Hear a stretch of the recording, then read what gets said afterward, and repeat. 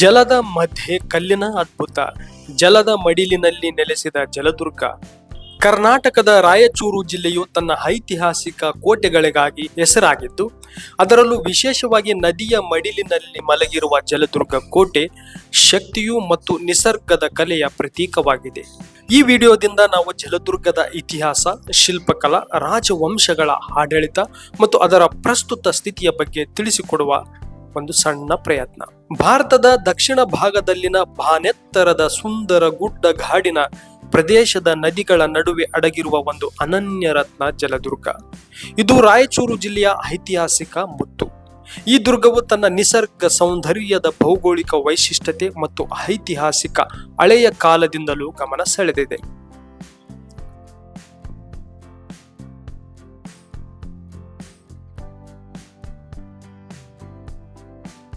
ಲಿಂಗಸೂಗೂರು ತಾಲೂಕಿನ ಶಬರದೊಡ್ಡಿ ಗ್ರಾಮದ ಹತ್ತಿರ ಕೃಷ್ಣಾ ನದಿಯ ಬಂಡೆಗಳಲ್ಲಿ ಸ್ಥಾಪಿತಗೊಂಡ ಕೋಟೆ. ನದಿಯಿಂದ ಆವರಿತವಾಗಿರುವ ಈ ಕೋಟೆಯು ತಂತ್ರಾತ್ಮಕವಾಗಿ ಅತ್ಯಂತ ರಕ್ಷಣಾತ್ಮಕವಾಗಿತ್ತು. ಇದು ನೈಸರ್ಗಿಕ ಪ್ರಾಕೃತಿಕ ರಕ್ಷಣಾ ದುರ್ಗವಾಗಿತ್ತು. ಪ್ರವಾಹಗಳಿಂದಲೂ ಶತ್ರು ಸೇನೆಯಿಂದಲೂ ಸುರಕ್ಷಿತವಾಗಿತ್ತು. ಜಲದುರ್ಗ ಅಂದ್ರೆ ನದಿಯಿಂದ ಆವರಿತವಾದ ಕೋಟೆ ಅಂತೇಳಿ ಕರೆಸಿಕೊಳ್ಳುತ್ತೆ. ಇದು ರಾಯಚೂರು ಜಿಲ್ಲೆಯ ಲಿಂಗಸೂಗೂರು ತಾಲೂಕಿನ ಶಬರದೊಡ್ಡಿ ಗ್ರಾಮದ ಹತ್ತಿರದಲ್ಲಿರುವ ಒಂದು ಐತಿಹಾಸಿಕ ಕೋಟೆ. ಕೃಷ್ಣಾ ನದಿಯ ಪಕ್ಕದಲ್ಲಿರುವ ಶಬರದೊಡ್ಡಿ ಗ್ರಾಮದಲ್ಲಿ ನೆಲೆಸಿದೆ. ರಾಯಚೂರಿನಿಂದ ಸುಮಾರು 50 ಕಿಲೋಮೀಟರ್ ದೂರದಲ್ಲಿದ್ದು, ಈ ಕೋಟೆಯು ಕೃಷ್ಣಾ ನದಿಯ ಮಧ್ಯಭಾಗದಲ್ಲಿ ಬಂಡೆಗಳ ಮೇಲೆ ಸ್ಥಾಪಿತಗೊಂಡಿದೆ. ನದಿಯಿಂದ ಆವರಿತವಾಗಿರುವ ಈ ಕೋಟೆಗೆ ಜಲದುರ್ಗ ಅಂತೇಳಿ ಹೆಸರಿಡಲಾಗಿದೆ. ಅಂದರೆ ಜಲದಿಂದ ರಕ್ಷಿಸಲ್ಪಟ್ಟ ದುರ್ಗ ಎಂಬರ್ಥ.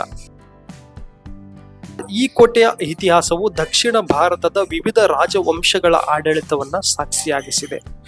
ಇನ್ನು ಜಲದುರ್ಗ ಕೋಟೆ ಕೃಷ್ಣಾ ನದಿಯ ಬಲಕಡೆಯ ತೀರದಲ್ಲಿ ನದಿಯ ತೀವ್ರ ಧಾರೆ ಬಂಡೆಗಳ ನಡುವೆ ಹೃದಯಾಕರ್ಷಕವಾಗಿ ನೆಲೆಸಿದೆ. ಇದರ ಶಿಲಾ ಸಂರಚನೆ ಮತ್ತು ನದಿಯಿಂದ ಸುತ್ತುವರೆದಿರುವ ರಚನೆಯು ಈ ಕೋಟೆಗೆ ಬಹುಮಾನ್ಯ ರಕ್ಷಣಾತ್ಮಕ ಸ್ಥಳವಾಗಿ ರೂಪುಗೊಂಡಿದೆ.